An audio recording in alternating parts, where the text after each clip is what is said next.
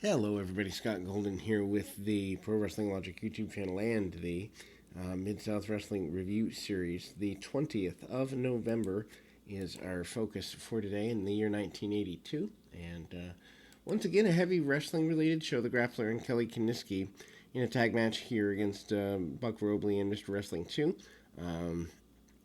And then we kind of do see the beginning of Wrestling 2's angle for the area, which he's been around for a couple of weeks and doesn't really have anything going on. So the interview that we see here is a pretty big deal. The Mr. Wrestling 2 comes in, big backdrop on the Grappler, and I guess they're trying to find the right partner for him, or maybe they just like switching things up. I'm not really sure what that is, but good cutoff by Wrestling 2 and Buck Robley. Shoulder tackle by Robley and a couple of things there. Kaniski up over the hip, and he gets the hip toss and does Robley and rolls into his own corner, which is good which is a good sign of ring positioning. Irish whip, and then the Grappler and Mr. Wrestling number 2 is in the ring there. We see a shot to the midsection by Wrestling 2, and then we see the tag off once again, this time again by Wrestling 2, and they basically make consistent tags for the next several minutes. Spinning neckbreaker by Robley, and he cuts the ring off on Kiniski. Kiniski comes back in with Wrestling 2. Actually, Kiniski by his own corner, and then they do a switch off again. Robley and Kiniski in the middle of the ring. Kiniski has sustained a pinfall loss here in the area to Robley, and then you see the short knee left by Wrestling 2. Gets the victory for his team. Mr. Wrestling 2 wonders who's stalking him. He's receiving mail and other identifiable or unidentifiable information from a random stalker who says he wants to eliminate Wrestling 2 from the area. Marty Lundy, otherwise known as the man who later would become Arn Anderson, against Mr. USA Tony Atlas. Tony looks so phenomenal in this time frame, and we see him, using power. Again, we see that weird-looking singlet on Anderson. Big toss to Tony Atlas, and or by Tony Atlas, sending Anderson across the ring area, and big drop kick right under the chin of Anderson, otherwise known as Lundy, and side headlock by Atlas. Atlas getting over quite well here in the area. Odd that he's cranking a little bit on a headlock, but at the same time can't do power moves every second of every moment. Anderson, aka Lundy, with some shots in the corner, and looks pretty decent. He runs a little slower than normal, still learning in there, but his selling is awesome, whether it's a shot to the buckle or just punches or whatever. Marty Lundy, really a good talent, even here in 1982. Hard shot by a shot, and there we see a big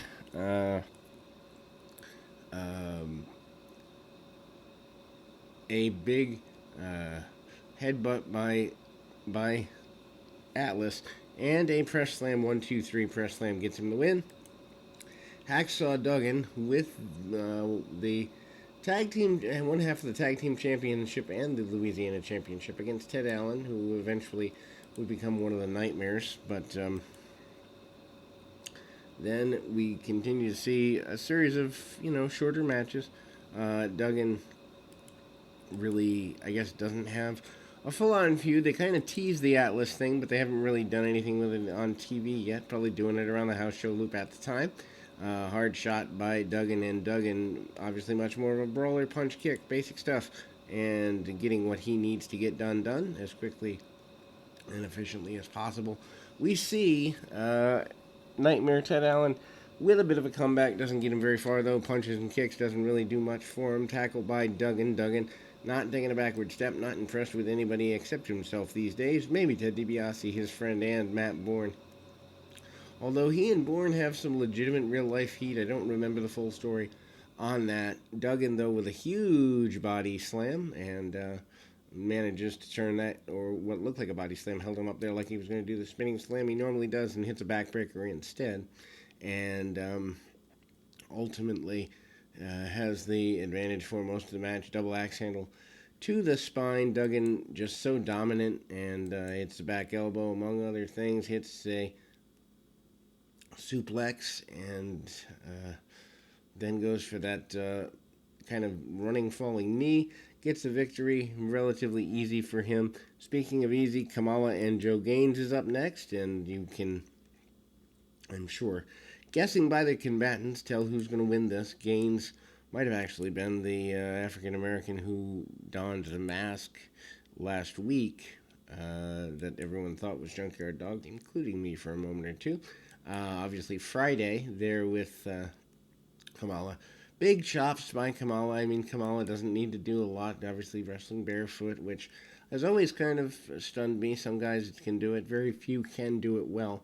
And back chops and basic stuff by Kamala. Does the double ham hock choke, and then we see the splash, and Kamala gets a victory. He really has yet to be tested here in the area.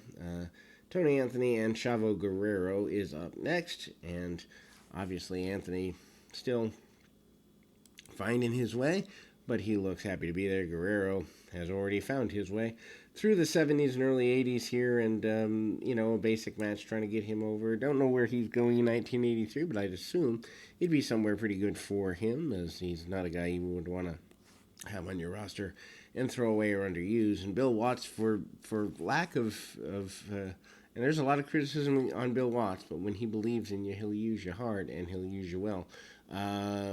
Big shots by Chavo, and he manages a monkey flip out of the corner. Snapmares him over, and again, there we go. It goes right to kind of grinding the head into the back of his opponent, and again, we see Anthony tries to toss him to the outside, doesn't get the job done completely. Hard shots by Guerrero. Guerrero does the dive to the outside, which again is a big deal in 1982, 83-ish, but obviously they're used to seeing it in Lucha. Lucha, completely different animal, an animal that I never really got into. I've seen maybe half a dozen guys in my 32 years as a fan, almost 32, that I really enjoyed the Lucha from, and it's just not for me. Back suplex is what gets Chavo Guerrero the victory, though. Vladlik Smirnov versus Stagger Lee is up next as your, I don't know that I'd call it semi-main event, but match before the main event, so maybe semi-main event, at least in placement. Stagger Lee, of course, is suspected of being the Junkyard Dog, and wrestles like the dog, and that's the whole deal. Big headbutt there, and away he goes. And we see, a big thump power slam. 1, 2, 3 gets the victory. And DiBiase and Matt Bourne versus King Cobra and Tim Horner. Pretty basic match there. Of course, Bourne and DiBiase, the tag team champions, and DiBiase still your North American champion. He beat the Junkyard Dog for that belt a few months back. That review, along with others, is here. Horner goes up and around, gets a hip toss after doing the crisscross with DiBiase, and a big series of arm drags by the $1 Million Man, or by Horner on the future $1 Million Man. Short knee by DiBiase, tag off to Bourne. Bourne shows his own level of dominance with some pretty simple punches, but gets the job done, right? Anyway, hard shots by Horner. Horner not one to take a backward step here. King Cobra comes in and drop kicks right under the chin, and does so on both DiBiase and Bourne several times in quick succession, and then the Cobra gets cut off a little bit by DiBiase. DiBiase uses the buckle, and they do the old African American heads too hard to be affected by the buckle spot, which would never fly today. Hard shots by Cobra, and he is holding his own with DiBiase, which probably would surprise some. Tag off to Bourne. Bourne sends Cobra into the buckle again, and that doesn't pay off. Again, we see the headbutt by Cobra, and we've got less than 3 or 4 minutes left in the television broadcast. And then we see DiBiase come in, second rope, axe handle. Meanwhile, Babyface is trying to get the tag and have not brought it together quite yet. Big back body drop by Horner when he finally does get the tag. Drops the leg across the midsection and the throat of DiBiase. DiBiase, though, holds up on a drop kick and is not too intimidated. Big clothesline by DiBiase, the flying style that Randy Savage used to be famous for.